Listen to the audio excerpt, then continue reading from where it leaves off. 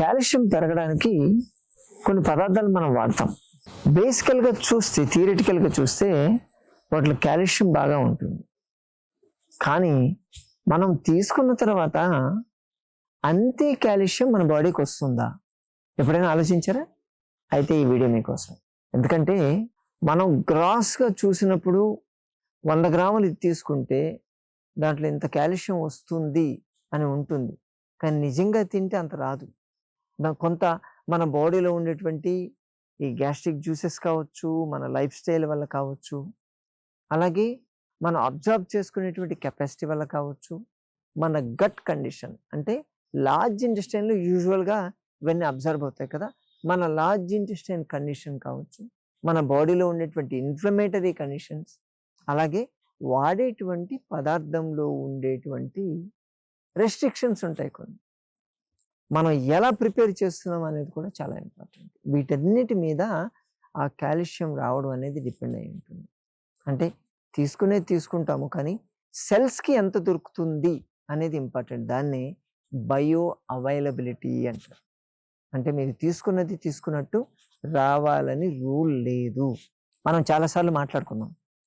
Calcium కావాలంటే first మిల్కే చెప్తారు. Buffalo మిల్క్లో 100 ml మీరు మిల్క్ తీసుకుంటే దాంట్లో అరౌండ్ 160 నుంచి 170 mg కాల్షియం ఉంటుంది. ఇప్పుడు 100 mlకి మనకు 180 వచ్చిందంటే అరౌండ్ ఒక 700 నుంచి 800 ml తీసుకోవాలి మనం మిల్క్. కానీ అంత ఒక మనిషి ప్రతిరోజు తీసుకోవడం పాసిబులా? ఎంత బయో అవైలబిలిటీ వస్తుందో చూద్దామా? మీరు 100 ml మిల్క్ తీసుకుంటే మీకు ఆల్మోస్ట్ ఆల్ 90% బయో అవైలబిలిటీ ఉంది. అంటే మీకు 160 mg ఉన్నటువంటి కాల్షియం దాంట్లో 90%, అంటే ఆల్మోస్ట్ ఆల్ 130 నుంచి 140 mg వచ్చేస్తుంది మీకు బాడీకి. నువ్వుల గురించి మనం మాట్లాడుకున్నాం. అంటే ఈ ఇంత 800 ml 900 ml మనం మిల్క్ తీసుకోలేం కదా, అందుకని తక్కువ తీసుకోవాలి, ఎక్కువ కాల్షియం రావాలి అంటే నువ్వులు తీసుకోవాలనుకో. మరి నువ్వుల్లో ఎంత ఉందో చూద్దామా? నువ్వుల్లో 100 grams నువ్వులు మీరు తీసుకుంటే మీకు 1450 mg కాల్షియం వస్తుంది. 1450లో మీకు బయో అవైలబిలిటీ ఎంత? మీరు తీసుకున్న తర్వాత మీ బాడీకి ఎంత వస్తుంది అంటే 65 to 70% వస్తుంది. అంటే దాన్ని ల్యాబొరేటరీలో టెస్ట్ చేస్తే ఇన్విట్రో అంటారు. అంటే మనిషి బతుకున్న ప్రాణుల మీద కాకుండా మామూలుగా ఏదో మెషిన్ మీద చేస్తే అది 1% 2% వచ్చింది. అదే ర్యాబిట్స్ మీద అలా చేస్తే బయో అవైలబిలిటీ 65 to 70% పెరిగింది. అంటే అరౌండ్ 900 నుంచి 1000 mg వచ్చేస్తుంది. ఈజీ ఉంటుంది. మరి పాలకూరలో చాలా ఎక్కువ ఉంటుంది. అందరూ పాలకూర తీసుకుంటే ఎక్కువ రోజు తీసుకుంటే కిడ్నీలో స్టోన్స్ ఫామ్ అవుతాయని చెప్తారు కదా.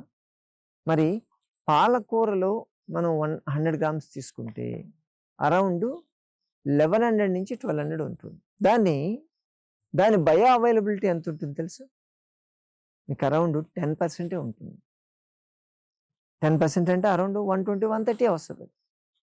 మీకు మునగాకులో కొంచెం కాల్షియం ఉంటుంది, ఐరన్ ఉంటుంది.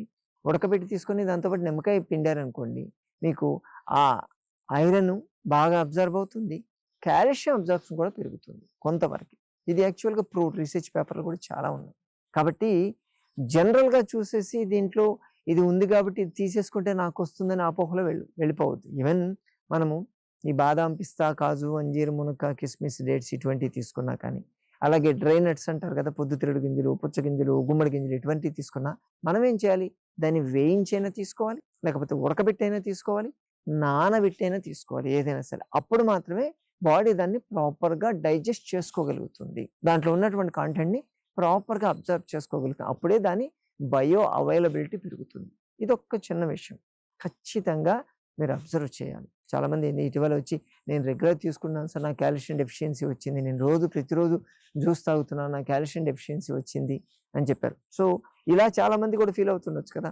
అందుకే ఆ అనుమానం నివృత్తి చేయడానికి నేను ఇది చేస్తున్నాను. సరైన మిత్రులారా, బ్లైండ్గా ఏదో ఫాలో కావడం కాదు. దానికి ఉన్నటువంటి కొన్ని కరెక్షన్స్ ఉంటాయి, కొన్ని జాగ్రత్తలు ఉంటాయి. ప్రతి రెమెడీకి కొన్ని జాగ్రత్తలు ఉంటాయి. ఆ జాగ్రత్తలు తీసుకుంటేనే దానివల్ల కావాల్సినటువంటి బెనిఫిట్స్ వస్తాయి. అర్థమైనా? మరోసారి మరీ వీడియోతో మళ్ళీ కలుసుకుందాం. నమస్తే.